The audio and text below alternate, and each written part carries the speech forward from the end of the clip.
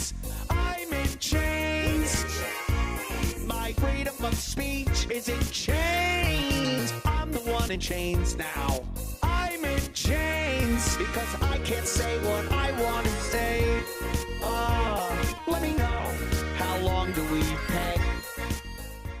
I think we have to go back to that 40 years ago thing with the 10-cent beers. We only touched the surface, it turns out. Fucking great. I sent Sam an article on it. Should we replay the original video or no? Because the original video was pretty damn funny. It was funny. And then we could add to it with the other videos that Travis found, and then the article that I sent Sam as they look back on 10-cent beers 40 years ago. It really was quite the event. We just ran out of time. We would have done a lot more on it yesterday. You said the videos you found are great? Well. Uh-oh, what happened? Oh, no. What happened? In my excitement to be a part of the radio show yesterday. Oh, Oh, no, what happened? I was watching a video of Demolition. What was it? Demolition Derby? Disco Demolition. Oh, that was another big one. Yeah. That was Steve Dahl, right? I couldn't find any video. So you couldn't find any video of the other event? What? No. You said there was a lot of great videos. There's a lot of great video of Disco Demolition. But not 10-cent beer? No, I couldn't find any. There's just no video boy. of 10-cent beer night? Oh, This is why Travis used to take no chances. Travis. So all we have is the article I sent you?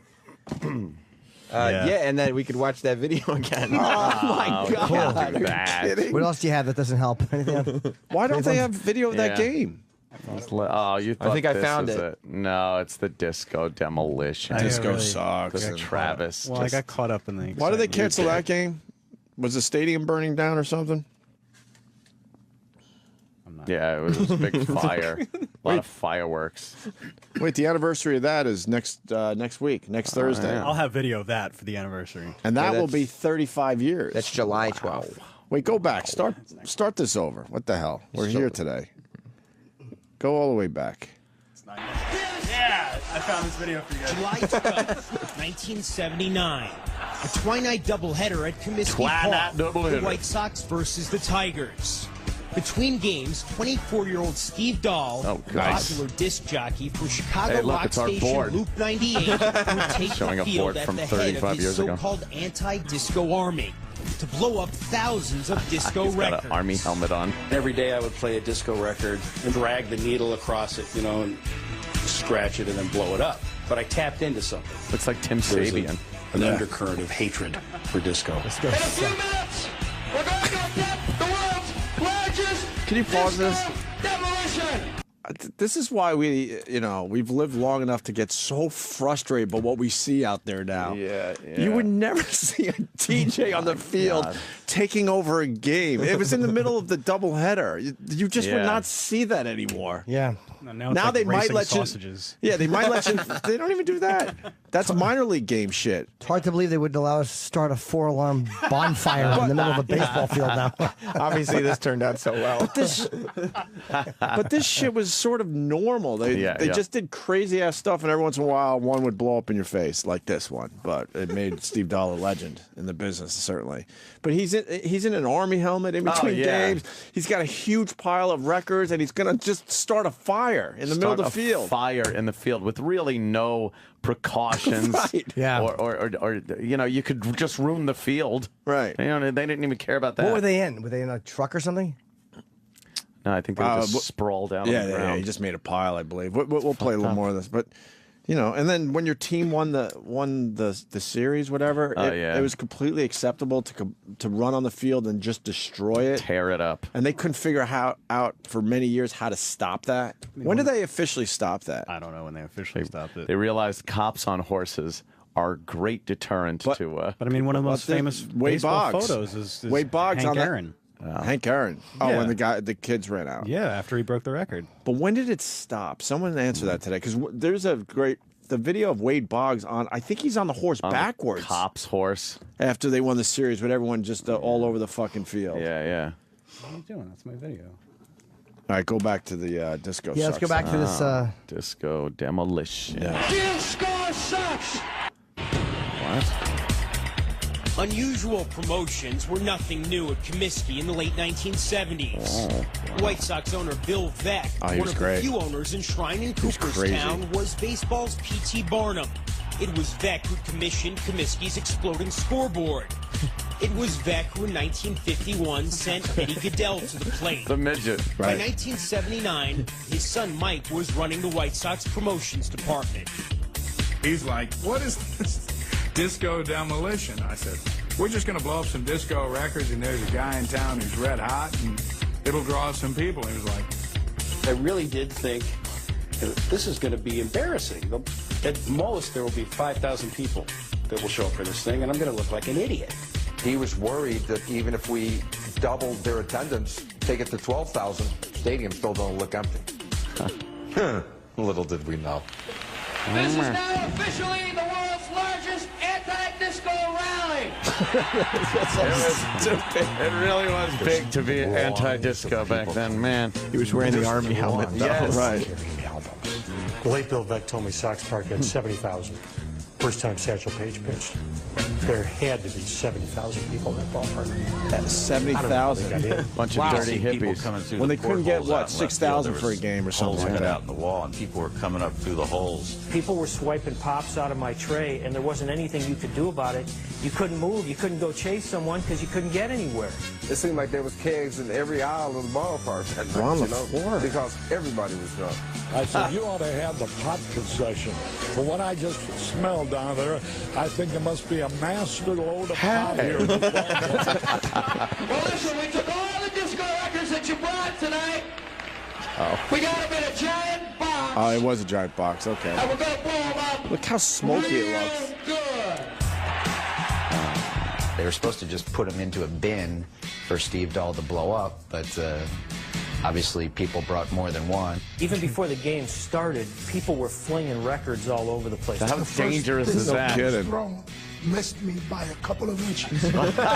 Almost hit Rusty Torres. By a couple of inches. It was a real dangerous situation. I mean, I couldn't understand why they didn't delay the game. They're going, Rusty, disco, you know, Sox and thing real loud, and we're going to kill disco today. Disco is dead. You know, this and So that. no one was there for the game? No, I was just in discotheque last night. How you going to achieve that, right? The Tigers won Game 1 4-1. Then it was time for Steve Dahl, the disc jockey, to blow up some records. Wacky DJ. He took to the field in a Jeep at the command of his ragged army. Troops greeted him as an army uniform on as he seized the microphone. He must have loved this. All these clowns who paid 98 cents to get in the ballpark were going to have their moment of glory, and I thought it would happen very rapidly. 1, 2, 3, boom!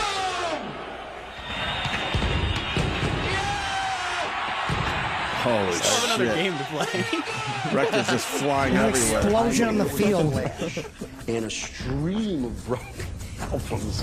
Like, everybody just was stunned. Holy shit. Center field disappeared. I mean, there was a crater in center field. With the crate and its contents in shards on the outfield grass, Dahl enjoyed a victory lap of sorts and left the field. He could not have known that disco demolition was just getting started. Yeah. As White Sox pitcher Ken Kravick went to the mound to warm up for the second game, a few fans abandoned their seats and headed for the field. Just sliding into one person right on the field and another. Left field, right field, box seats. It was almost like a bunch of lemmings. It just was like the floodgates opened up. We saw that there was no security stopping us, and wow, there's a lot of people out there. Covered with fans now. Back in the ballpark, and I'm sure glad, and I hope they don't let you people see what's going on here at Comiskey Park. Why? Why? The saddest sights I've ever seen in a ballpark. Why is it sad? It's just garbage of demolishing a record has turned into a fiasco. What do you think it would be? I like a good fiasco. You know, maybe it's delicious. Baseball, Yes. Major League Baseball. Oh, my mother makes a fiasco. Bunch of idiots who probably had never gone to a game in their life. Hurting the game of baseball. Oh, shut up. Hurting the game of baseball. Is no longer the story. There's probably 10,000 people on the It field. looks like there's a concert. Forfeit the second game. Down that foul pole was like, oh my God. The field was on fire. Shimmying down the foul pole. You know, The field is on fire. It looks like Woodstock. To see this happening is a disgrace. Oh, who is this guy? I hate him. He likes baseball. The White Sox. Oh my God, they're lighting up. There's fires in the stands. I saw people steal home plate, dig up home plate. They dug up home plate. I saw a lot of people running the bases, having simulated baseball games, which was kind of cool. They were ripping the field apart. Wow. Oh, there goes the backstop. I'm pretty sure that I saw 2 people having sex behind third base. Not even Harry Carey, then the White Sox announcer, could control the frenzied crowd. What did he say? I got a hot dog. Holy cow! Let's say we all regain our seats so we can play baseball again. Yeah, Harry. That's going to happen. My friends and I went and sat in the Tigers dugout. We were passing around the Jack Daniels, and one of the coaches came out and he said, son, give me that bottle. And yes, sir. I gave him the bottle, and he goes, now, son, get out of our dugout. After nearly 20 minutes, Carey and Bill Veeck tried again, beseeching those who'd stormed the field to return to their seats. The owners on the field. They even broke into song. God. Oh, God. They're fucking on third base, running around. There's a fire. Were futile. How did they think they could just return to their seats and you'll get the game going again? It says, please return to your seats. Surrender the field for the second game. And here come the cops. There's a fire. There's a bonfire. On their horses, and the kids just ran for the hills. After nearly 40 minutes of mayhem, Comiskey Park's field was pockmarked with divots and debris.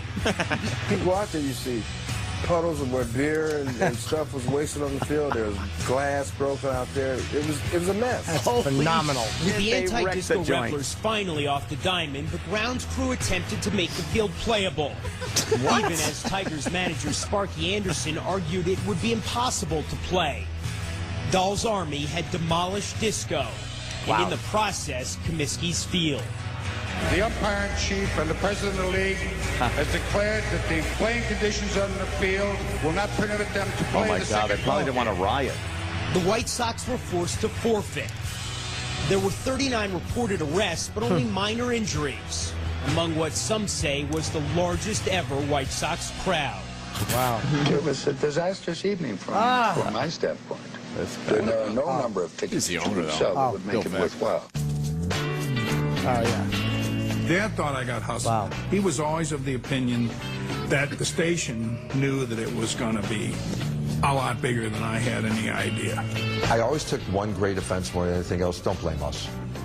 We did a promotion that overworked. You got to give them credit, though. I mean, they did get a big crowd. He would have gotten fired now. Everyone would have been fired. You're stupid for saying that. I want to take it right now. That's fantastic. You talk to people in the radio business, and they'll tell you that overnight, stations stopped being disco stations. The Bee Gees actually blamed me for killing disco, which I felt was a victory for me. I took that as a win. We did a promotion that caused a forfeiture. I regret that. As a cultural event, who cares? I'm kind of proud of it.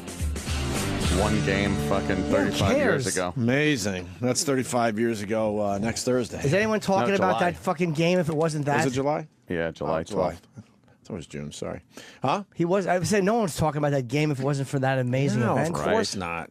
Yeah, if they would have played the doubleheader, who cares? Wow, that was a long time. Steve Dahl broadcasted a long time. He's still doing a podcast. I mean, he's been around for fucking...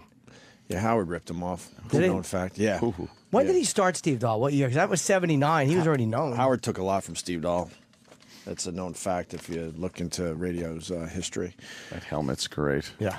The fucking Army helmet. And goes out there. Yeah. He must have been, they must have been like, just this is fantastic. But it looked like he only was at the station like maybe 2 years after that. Yeah. I think. Because it said Steve Dahl something like 70, what did it say, 79 to 81. Yeah. You would think that would have kept him on that station, unless he moved to another station or something. Maybe they changed formats. Yeah, who knows? Maybe they went a new wave. Right. They went from hard rock, 70s arena rock to new wave.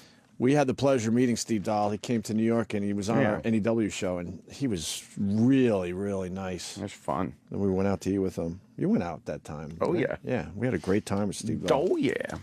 He's aight. I've done his show in Chicago a few times. Have you? Yeah, he's a great guy, man. All right, we should take a break, and we'll certainly get into other things. Still more to do here. Stay there.